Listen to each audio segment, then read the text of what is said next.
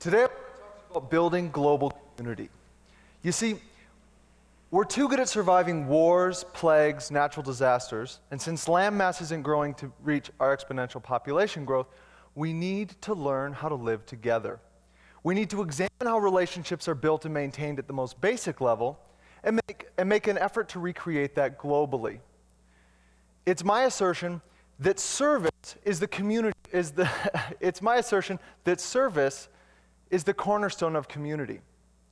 It's so much a part of who we are and so deeply intertwined in the fabric of our human experience that to divorce ourselves from it robs us of our connection to other people. It's written into every community, every social code and religion. Christians claim it's a Christian ethic, Jews claim it, Hindus, Muslims, you name it. You see, we all want to think it's our group's idea, but the fact is, it is essential to cohabitation regardless of race, religion, or region of the world. Giving my time and efforts is a huge part of who I am because I'm a human being. And by doing so, I've been accepted into many cultures and communities. So over the next few minutes, I want to draw on my experience as a Peace Corps volunteer and share some observations about connecting with people. Let's start by talking about community. And keep in mind these 4 words: commonality, cooperation, reliance, and accountability. The most important in this, when we talk about building beyond community, is reliance. That is absolutely crucial. But it's so fragile because it's predicated on commonality and cooperation. That means people acknowledging shared humanity and trusting each other enough to work together. And all that's kept in line by keeping each other accountable for our actions. And when all that becomes too difficult, people tend to want to work alone, which is increasingly dangerous and it's potentially dangerous and increasingly unsustainable with 7 billion neighbors and counting. You see, we face a problem when we try to expand community because people don't trust outsiders. It is the rich dichotomy of community building that we inescapably alienate others. So the big question when trying to connect the world is, how do we make that leap from outsider to insider? And, people group categorize each other. It's what we do. So our challenge is to get people to accept that we're all part of the same group. Now, like I said, I just came back from Madagascar where I spent 2 years with my fiancée. And we saw this insider-outsider thing all the time, but not in the ways you might think. People would tell us,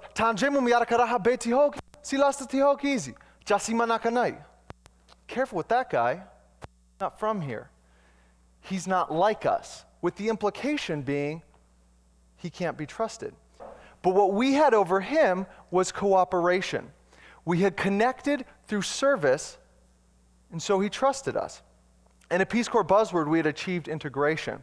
And why this cooperation and reliance are so important to community is a fascinating thing that can be understood by looking at how we give. So in the Antanosi region of Madagascar, there's a culture of giving that actually Stephanie pointed out to me, that at a funeral or a wedding, the family will kill a ceremonial cow, and everyone brings the family a gift, usually money. So say I bring 5,000 ariari. The family has to repay that gift, most of it or more than, but they can't pay the exact amount. They can't pay me back the exact amount because I'm not buying meat, I'm buying into community. It's a culture of giving that reinforces social ties through debt. I know it sounds foreign, but think of the American practice of barn raises. Now, this is dated unless you live in a rural area where people's actions still reflect our codependence. But the idea is, you help me build my barn, I help you build yours. No one gets paid or keeps track of hours, but at the end of the day, if you're in need, the cavalry's there.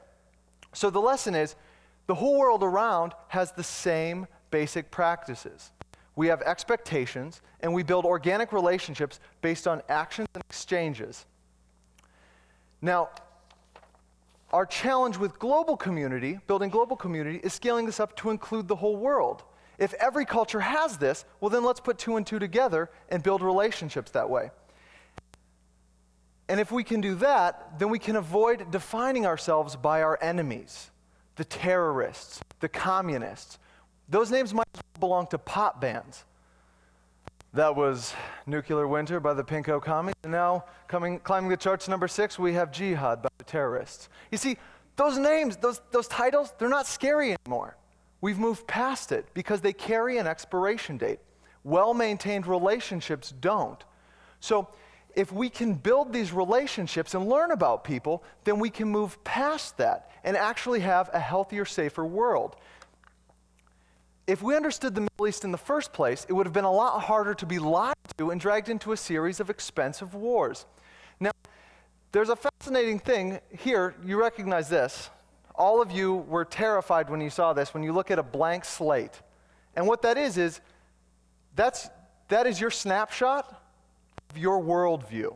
So, I mean, if you look here, this person clearly has spent some time in Latin America. They are from the Pacific Northwest. These are the most clearly defined places. And you'll also notice how big America is. That's also telling of this person's worldview. And I'm not doing this to criticize anyone because there's no wrong answer. This is just a reflection on how we see the world. This is what the world actually looks like. I think we can all agree that that person did a very good job. But you got to be careful because at this point, we need to connect the world. And we face a problem as Americans because we don't know about the outside world and we really don't care, which is a terrible thing. And that would have been okay a couple hundred years ago because there would be little chance of coming across the person in the workplace from Tanzania or Zimbabwe. But now it's impossible not to have interactions with someone who have roots somewhere else. And that understanding is absolutely crucial when it comes to building relationships. But the good news is we can use the countless tools at our disposal to address this in a meaningful context. I mean, it doesn't make any sense for our students to be reading blurbs that try to fit thousands and thousands of years of history and war and culture into 3 paragraphs. Let students use Skype or some media source to connect with the outside world. There's nothing to stop, a class here in Spokane with designing a service project with an English-speaking school in China or Saudi Arabia. Let these students connect and design this project, laugh, and start to include the whole world in their group, and do it at an early age. But do something meaningful together because the context in which we connect to people dictates how strong our relationships are to them. In other words, we can build commonality through cooperation. We can learn about each other through what we do. But be careful when you talk about this cooperation, because cooperation doesn't mean drowning people in aid. In the West, this is something we do all the time, and we need to move past. And I can tell you from my experience in Madagascar, I can tell you about the repercussions.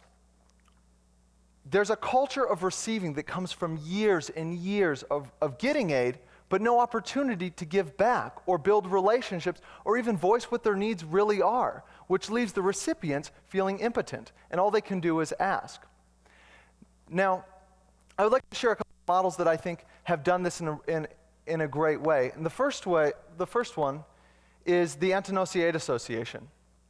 Let me give you a little background. When I first came to Madagascar, I was presented with 2 things on a daily basis.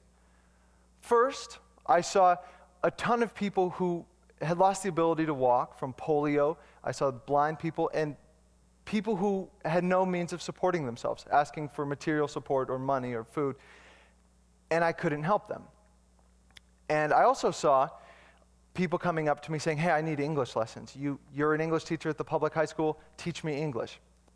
So what I did was I sat down with my 2 best Malagasy friends, Carr and Fabrice, and we laid out a way to build community by exchanging, not giving, but exchanging aid. What we did was we taught 2-hour English classes 3 times a week, and the students all brought a cup of rice, uncooked rice, which was then distributed to the whole community members that were disabled and needed that support and were not getting it from outside sources. So as you see by the diagram here, 6 teachers, 36 hours, over 200 students bringing 1 cup of rice. The result is not just community, but it's education. It's empowering people through education and giving them an opportunity to learn and take care of their fellow man. Now, if Malagasy people can do so much with such limited resources, I mean, imagine what we can do here in America. Okay, now be realistic and think what you'll do before you lose your patience and want to move on to something else. So, my fiancée Stephanie gave me this model while we were in Madagascar, and I encourage you all to try this. Take your grocery bill for 1 week. Okay? Look at your cost and your intake. Think about all the food that you're eating. And then on week 2, choose from a list of diets that mirror the diets of a specific region of the developing world. And then on week 2, as you're limiting these things and eating the way that people eat in that area, learn about them. What time of the day do they wake up? How do they spend their days? And connect to them. If you don't speak the language, there's probably a Peace Corps volunteer or someone on the ground that you can connect with that can put you into touch with the people on the ground.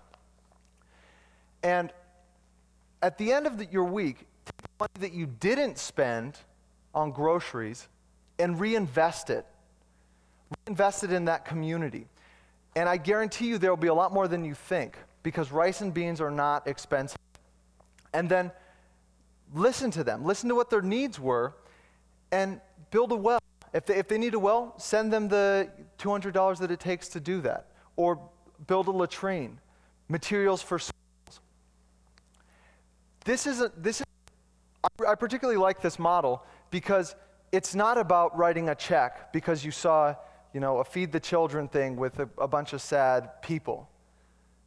Because what I learned in Madagascar was not that people are helpless. It's not like you see these people with flies crawling on their eyes. It's not like that. There are people that are capable of so much and have no opportunity. So learn how to build things with them and stop pitting and be inspired by them. So in closing, I want to leave you with these tips. Use a skill that you have. Take something that you are good at and use it for good. 2, do something that you love and that resonates with your spirit.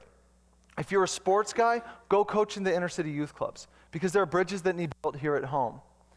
3, know yourself. A person who hates body odor should not spend their weekends volunteering in a homeless shelter. Know your limitations. And 4, build community with your actions because there's too much at stake not to. Thank you all very much.